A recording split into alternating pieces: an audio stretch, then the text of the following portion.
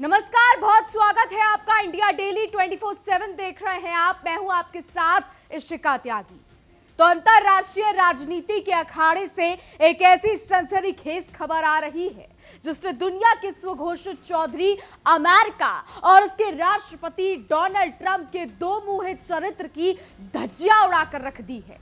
कहने को तो वॉशिंगटन इजराइल की सुरक्षा का सबसे बड़ा ढिंढोरा पीटता है, लेकिन ट्रंप प्रशासन की असलियत अब लोगों के सामने आ रही है, जो अपनी तिजोरियां भरने के लिए इजराइल के सबसे बड़े दुश्मन के साथ भी बंद कमरों में दोस्तियां लड़ाने से बाज नहीं आ रहा।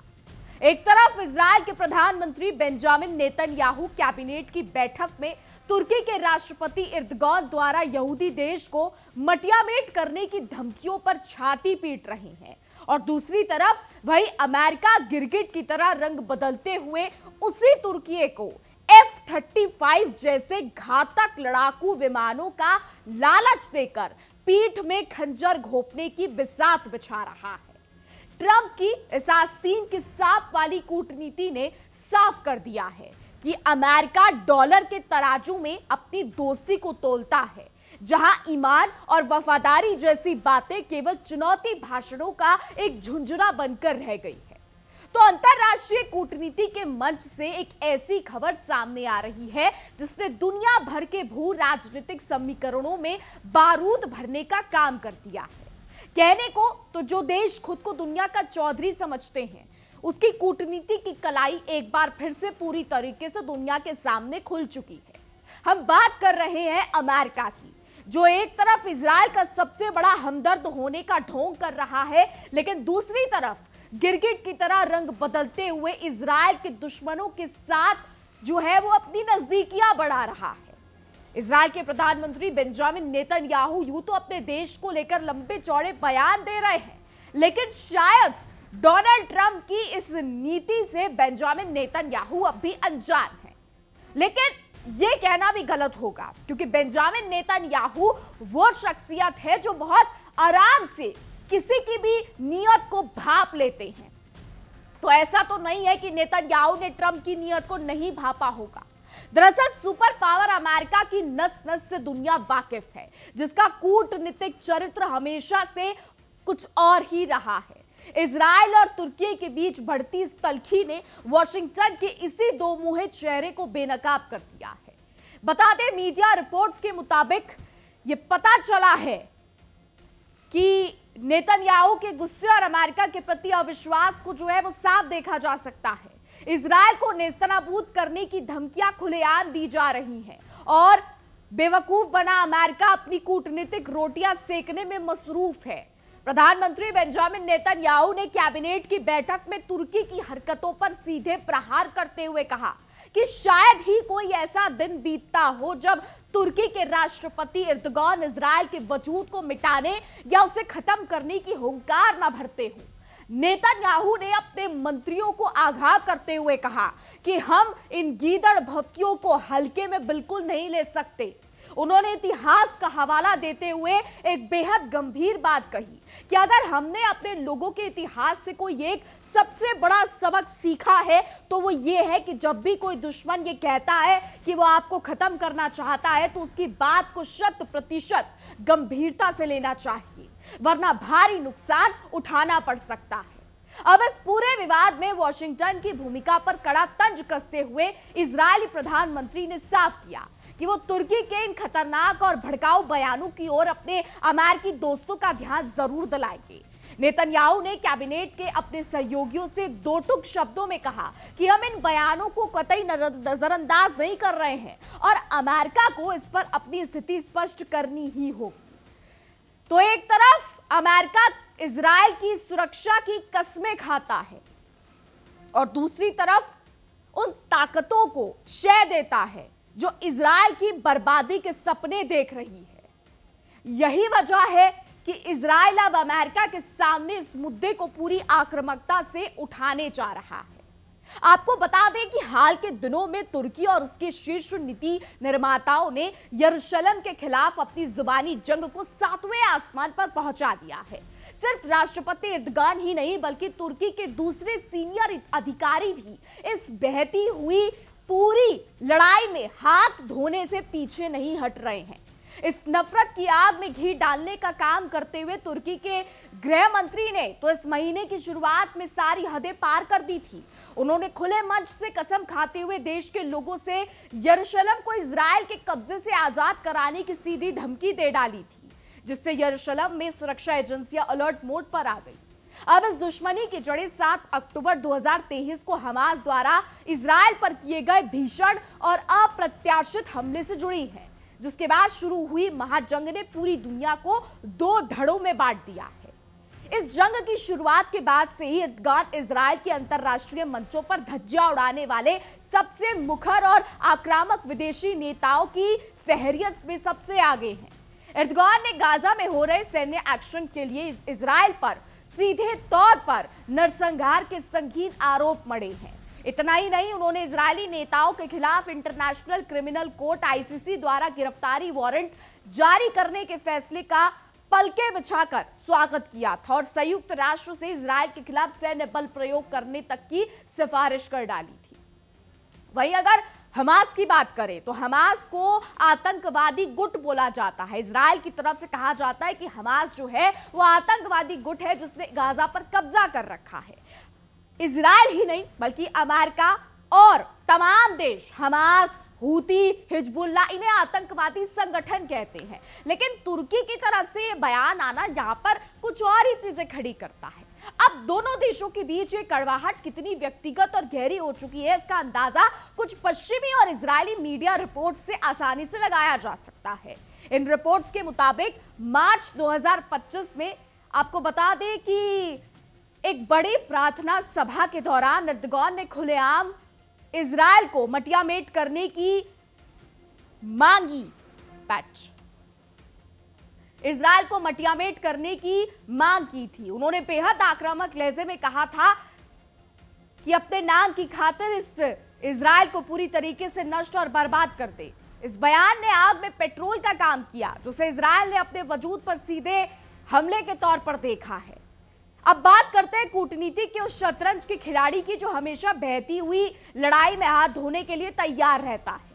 अक्सर तुर्की के राष्ट्रपति एर्दोगान की झूठी सच्ची तारीफों के पुल बांधने वाले अमेरिकी राष्ट्रपति डोनाल्ड ट्रंप ने पिछले हफ्ते एक ऐसा बयान दिया जिसने इजराइल के कान खड़े कर दिए। ट्रंप ने साफ तौर पर संकेत दिया कि एर्दोगान अपनी नफरत के चलते ईरान के समर्थन में आकर अमेरिका इजराइल के खिलाफ इस युद्ध में सीधे तौर पर कूद सकते थे, क्योंकि उन्हें इजराइल फूटी आंख नहीं सुहाता। लेकिन जमीनी हकीकत यह है कि तुर्की ने इस सैन्य संघर्ष में सीधे शामिल होने की कोई वास्तविक तैयारी या हलचल नहीं दिखाई थी। लेकिन ट्रंप ने हवा में तीर चलाकर माहौल को और गर्मा दिया। डोनाल्ड ट्रंप की कथनी और करनी में कितना बड़ा फासला है, इसका सबूत भी उसी दिन मिल गया जब उन्होंने अपनी असलियत दिखाते हुए एक बड़ा व्यापारिक दांव खेलने की घोषणा कर दी। ट्रंप ने संकेत दिया कि वो तुर्की में आगामी नेटो शिखर सम्मेलन के आयोजन से ठीक पहले तुर्की को हथियारों की एक बहुत बड़ी खेप बेचने की अंदरूनी तैयारी कर रहे हैं। इस रक्षा सौदे में कई छोटे मोटे हथियार नहीं बल्कि दुनिया के सबसे घातक F-35 यानी F-35 स्टेल्थ फाइटर जेट और दर्जनों की संख्या में बेहद आधुनिक जेट इंजन शामिल हैं। अमेरिका की संभावित हथियार डील ने पिछले कई महीनों से यरूशलेम के सत्ता गलियारों में गहरी चिंता और बेचैनी पैदा कर रखी है, क्योंकि यह अमेरिका की तरफ से पीठ में छुरा घोंपने जैसा ही है। तो अंतरराष्ट्रीय कूटनीति का यह खेल यही खत्म नहीं होता, बल्कि यहाँ हाथी के दांत खाने के और दिखाने के और वाली कहावत पूरी तरीके से चिरथार्थ होती है। आमतौर पर दुनिया भर में यह ढिंडोरा पीटा जाता है कि मुस्लिम देश इजराइल को अपना सबसे बड़ा और स्वाभाविक दुश्मन मानते हैं और उससे 7 समंदर दूर की दूरी बनाकर रखते हैं। लेकिन पर्दे के पीछे का सच बेहद चौंकाने वाला और आंखें खोलने वाला है। जी हाँ, कतर और सऊदी अरब जैसे रईस और प्रभावशाली मुस्लिम देशों ने मुस्लिम एकजुटता और आम मुसलमानों की भावनाओं को ठेंगा दिखाते हुए इजराइल के साथ गुपचुप तरीके से करोड़ों डॉलर की हथियारों और सैन्य उपकरणों की बेहद गुप्त और बड़ी डील को अंजाम दिया है। जी हाँ, मीडिया रिपोर्ट्स ये दावा करती हैं, हम नहीं कह रहे हैं, मीडिया रिपोर्ट्स कह रही हैं। मीडिया रिपोर्ट्स के मुताबिक इस गुप्त सौदेबाजी की पोल तब खुली जब कुछ बेहद संवेदनशील और गोपनीय दस्तावेज और तस्वीरें सार्वजनिक हो गई। इन पुख्ता दस्तावेजों के अनुसार इजरायल की नामचीन और दिग्गज रक्षा कंपनियों और एरोस्पेस इंडस्ट्रीज ने कतर और सऊदी अरब को बेहद उन्नत और आधुनिक रक्षा प्रणालियां बेची हैं। सबसे मजेदार बात तो यह है कि कतर और सऊदी अरब के इजरायल के साथ कोई औपचारिक या आधिकारिक राजनयिक संबंध तक नहीं है। इसके बावजूद इन दोनों ने लोक लाज को ताक पर रखकर इजरायल से सैन्य एयरक्राफ्ट के पुर्जे और आधुनिक लड़ाकू हेलमेट खरीदे और इजरायल ने भी बिना देर किए इन देशों को अपनी सबसे एडवांस मिलिट्री सिस्टम की सप्लाई कर दी।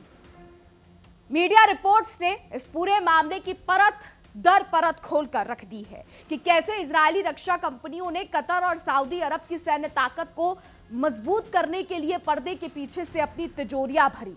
इस महासौदे के तहत कतर और उसके अति विशिष्ट यानी वीआईपी विमानों की सुरक्षा के लिए एल्बिट कंपनी की बेहद आधुनिक सी म्यूजिक विमान रक्षा प्रणाली सौंपी गई।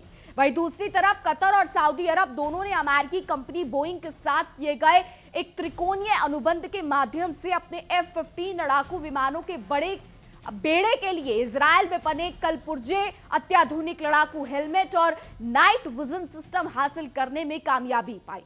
इसके अलावा आपको बता दें कि इस हथियारों के सौदे का सबसे दिलचस्प और हैरान करने वाला पहलू कतर के शाही परिवार से जुड़ा हुआ है। मीडिया रिपोर्ट्स के अनुसार इस रक्षा सौदे में कतर के 3 शाही विमानों को सुरक्षित किया गया था, जिसमें वे आलिशान प्राइवेट जेट भी शामिल है, जिससे कतर के अमीर पिछले साल इजरायल के जानी दुश्मन ईरान की यात्रा पर गए थे। इन शाही विमानों में साल 2020 और 22 के बीच बासेल शहर में विमानों के रख रखाव और मेंटेनेंस के दौरान इजरायली कंपनी एल्बिट की सी म्यूजिक एंटी मिसाइल रक्षा प्रणाली को बेहद गोपनीय तरीके से इंस्टॉल किया गया था, ताकि दुश्मन की मिसाइलों से इन विमानों को बचाया जा सके। अब इजरायली डिफेंस कंपनियों ने कतर और सऊदी अरब दोनों के F-15 लड़ाकू विमानों के बेड़े को पूरी तरीके से आधुनिक बनाने के लिए कलपुर्जे की निबर्द आपूर्ति की है। इस पूरे सौदे में अकेले सऊदी अरब का दबदबा देखा जा सकता है, जिसका लड़ाकू विमानों के लिए JHMCS हेलमेट का ऑर्डर ही लगभग $100 मिलियन यानी कि अरबों रुपए का रहा था। इसके साथ ही रात के अंधेरे में भी दुश्मनों को ढूंढ ढूंढ कर मारने के लिए AN/AVS-9 नाइट विजन गॉगल्स का भी एक बहुत बड़ा और महंगा सौदा किया गया, जिसने सऊदी वायुसेना को नई ताकत दी। इस पूरे घटनाक्रम में सबसे बड़ा और सनसनीखेज मोड़ तब आता है जब इजरायल के प्रधानमंत्री बेंजामिन नेतन्याहू का दोहरा चरित्र खुद उनके ही देश में बेनकाब होता है। यह बात साफ हो चुकी है कि नेतन्याहू ने कतर के साथ होने वाले $100 मिलियन से अधिक के सैन्य सौदे को व्यक्तिगत रूप से अपनी हरी झंडी और मंजूरी दी थी। इस गुप्त डील को अंजाम देने के लिए नेतन्याहू के बेहद करीबी और खास दोस्तों ने बिचौलिए की भूमिका निभाई और इस सौदे से मोटी फीस और कमीशन की वसूली की। यानी खाड़ी के ये राजाशाही देश इजरायल की तकनीक से लैस होकर इजरायल के ही दुश्मन ईरान यानी तेहरान की यात्राएं कर रहे थे और सुरक्षा कवच के बदले उन्होंने इजरायल की कंपनियों को पानी की तरह पैसा बहाकर भुगतान किया था। आखिर में अमेरिका की स्वार्थी कूटनीति पर अब थू-थू होना लाजमी है, जो एक तरफ तो शांति का मसीहा बनने का नाटक करता है और दूसरी तरफ अपनी जेबें भरने के लिए मध्य पूर्व की इस आग में घी डालने का काम करता है। डोनाल्ड ट्रंप साहब और अमेरिकी प्रशासन की नीतियां अब साफ जो है वो सामने आ रही है, जहां एक तरफ तुर्की को F-35 जैसे घातक लड़ाकू विमान बेचने की तैयारी होती है, तो दूसरी तरफ इजरायल को सुरक्षा का खोखला भरोसा दिया जाता है।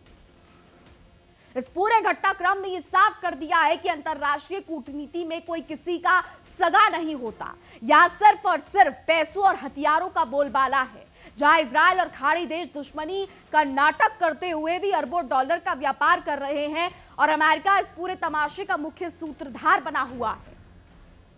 अब इस कूटनीतिक महासंग्राम का एक और पहलू यह भी है कि अमेरिका केवल हथियारों का सौदागर ही नहीं, बल्कि वैश्विक राजनीति का ऐसा मोहरा बन चुका है जो ना घर का रहता है ना घाट का।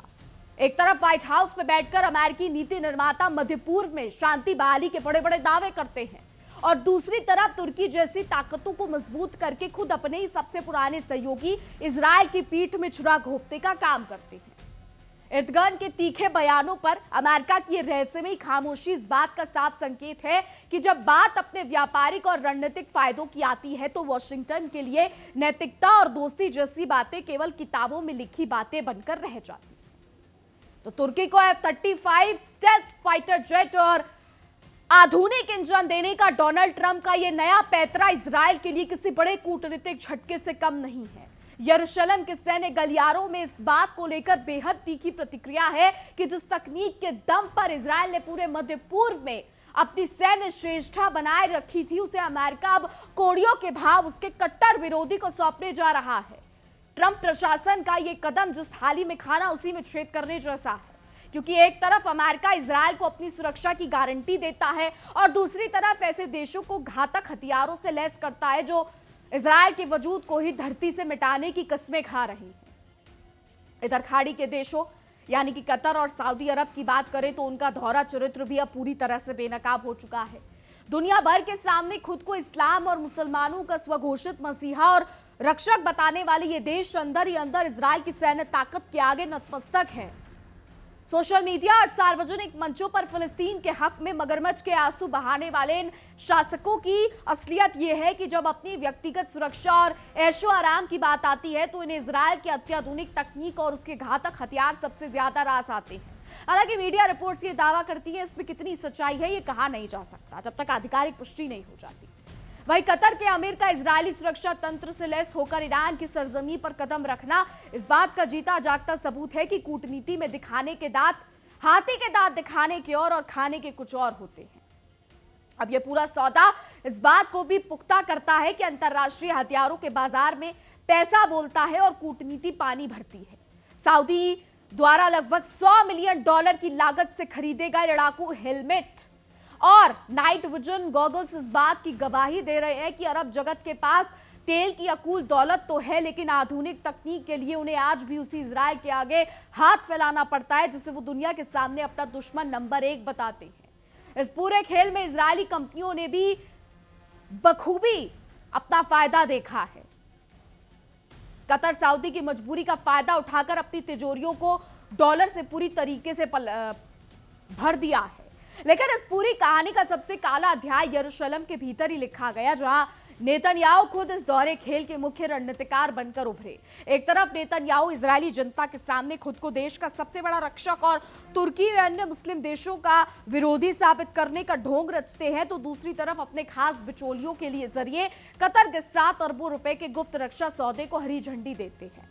नेतन्याहू के करीबियों द्वारा इस सौदे में वसूली की गई मोटी रकम और फीस ने यह साबित कर दिया कि सत्ता और पैसे के आगे कूटनीतिक सिद्धांत और राष्ट्रीय सुरक्षा की बातें सिर्फ और सिर्फ चुनावी भाषणों का हिस्सा बनकर रह जाती है। इस पूरे घटनाक्रम ने डोनाल्ड ट्रंप की उस तथाकथित इजरायल प्रेम की भी हवा निकाल दी है, जिसका ढोल वो अक्सर अपनी चुनावी रैलियों में पीटते रहते हैं। ट्रंप का यह कहना कि एर्दोगान इजरायल को पसंद नहीं करते और वो ईरान के साथ मिलकर युद्ध में कूद सकते थे, असल में तुर्की को हथियारों की बड़ी खेप बेचने का एक बेहद घटिया और कूटनीतिक बहाना मात्र था। ट्रंप अच्छी तरह जानते हैं कि डर का माहौल बनाकर ही हथियारों की दुकान को चमकाया जा सकता है और यही वजह है कि वो एक तरफ इजरायल के मन में तुर्की का डर पैदा कर रहे हैं और दूसरी तरफ उसी तुर्की को नेटो शिखर सम्मेलन से ठीक पहले F-35 जैसे खतरनाक विमान सौंपने की बिसात बिछा रहे हैं।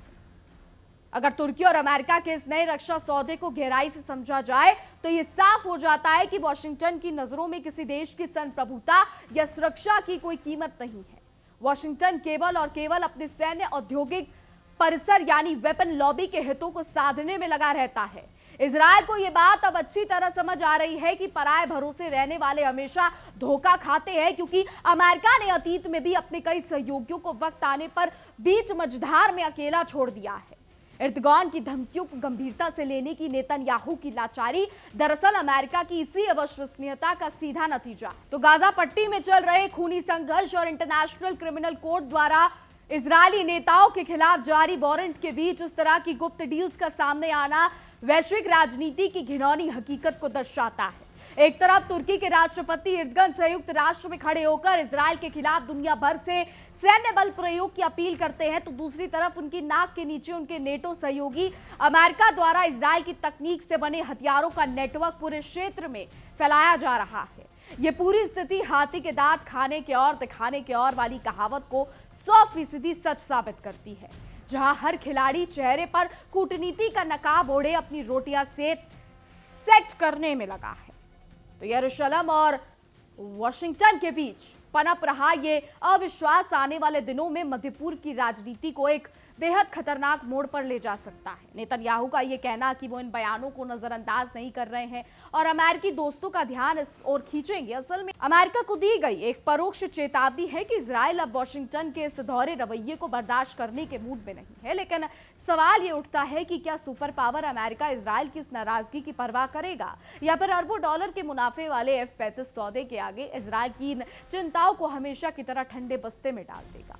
अब इस पूरे घटनाक्रम का निष्कर्ष यही है कि आज की दुनिया में ना तो कोई स्थायी दोस्त है और ना ही कोई स्थायी दुश्मन, यहाँ केवल स्थानीय हित होते हैं। तुर्की का जुबानी जहर, अमेरिका का हथियारों का लालच, खाड़ी देशों की पैसे की धोस और इजराइल की गुप्त सौदेबाजी, इन सब ने मिलकर मध्य पूर्व को बारूद के एक ऐसे ढेर पर बिठा दिया है जिसमें कभी भी विस्फोट हो सकता है। अब देखना यह होगा कि अमेरिका के इस गिरगिट की कूटनीतिक चरित्र और ट्रंप के इस खतरनाक हथियार सौदे का जवाब इजराइल आने वाले दिनों में किस अंदाज में देता है, क्योंकि इस महामंच पर असली शय और मात का खेल तो अब शुरू होना बाकी है। तो इस कूटनीतिक महासंग्राम का एक और घिनौना सच ये भी है कि अमेरिका हमेशा से आस्तीन का सांप पालने में माहिर रहा है। वो खुद को दुनिया की महाशक्ति कहता है, लेकिन जब बात अपने निजी व्यापारिक स्वार्थ की आती है तो वो पल भर में अपनी सबसे सगे दोस्तों की बलि चढ़ाने से भी गुरेज नहीं करता।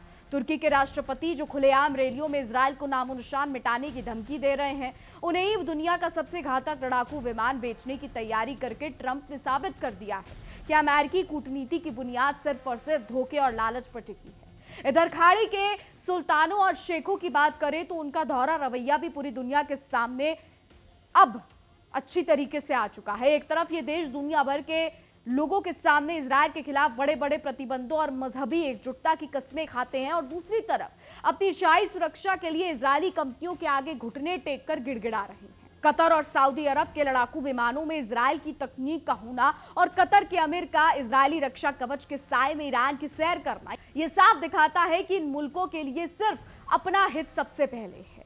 अब सबसे बड़ी विडंबना तो खुद इजराइल के भीतर देखने को मिल रही है, जहां नेतन्याहू अब क्या करने वाले हैं ये कोई नहीं जानता। कैमरे के सामने आकर नेतन्याहू तुर्की की धमकियों पर छाती पीटते हैं और अमेरिका से इसकी शिकायत करने का नाटक करते हैं, लेकिन पर्दे के पीछे वही नेतन्याहू कतर जैसे देशों से अरबों रुपए के रक्षा सौदे मंजूर कर रहे हैं।